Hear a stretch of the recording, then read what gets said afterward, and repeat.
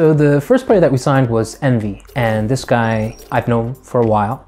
He's been in the Overwatch League, he's an Overwatch League veteran. He has a lot of experience, and Jay and I decided that, he'd be a great fit to fill the role of team captain. And this is mainly because he's a very extroverted, honest, and straightforward type of guy. To add to that, he's extremely competitive as well. So we felt like he would really bring the spice to the team, the fire, in order to keep the team going. So far, he has delivered every little bit of that. After we signed Envy, we went along and decided to get a core of players that would add flesh to the bones, if you will.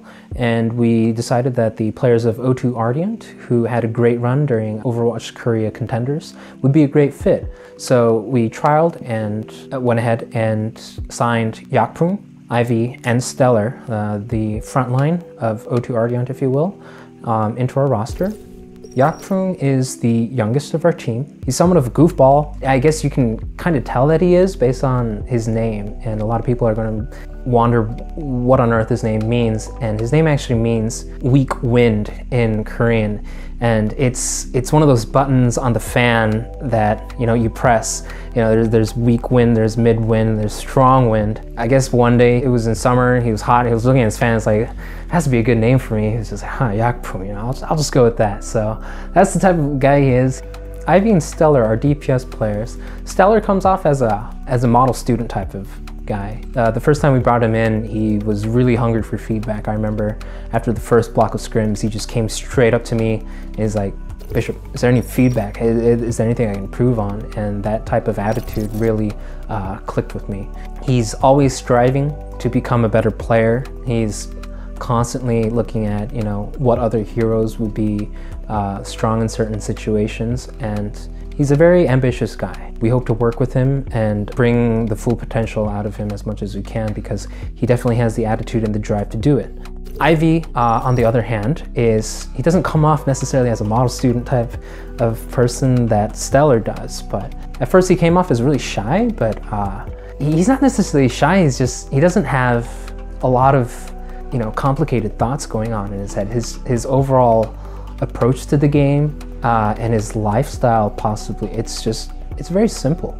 There's a lot to learn from that, I suppose. Oftentimes simple is the best, and Ivy's the type of guy that just kind of enjoys playing the game. Moving on, we have Aid, who's the main support player for the Toronto Defiant, and I guess the best way to describe him, or the initial impression that I had for him, is that he's the type of guy that you're just going to have a good time hanging around with. He has a lot of laughter, he smiles a lot, he has a lot of hype that he brings to the game, and he kind of just keeps the team together. There's always communication flowing. If someone makes a mistake, he's gonna be saying, that's okay. Let's focus on doing this. He does a great job of that. His partner, Neko, who's a flex support player for Toronto Defiant, is a very calm and collected type of guy. That was my first impression of him. And it wasn't too far off of when I first met him in Overwatch League Season 1. In the player lounge or in the hallway, just waving at him. I guess if Zenyatta, for whatever reason, was a human being before he turned into an Omnic, I guess, I feel like Neko would be the human version of Zenyatta when he was a lot younger, He's humble, but also very confident at what he does. And I think a lot of that comes from the fact that, he spent a year in the Overwatch League. And again, like I said with Envy, I feel like he didn't realize his full potential in the Boston Uprising, and really hope that he can bring much more of that out through the support and synergy of the team that we have now in the Toronto Defiant.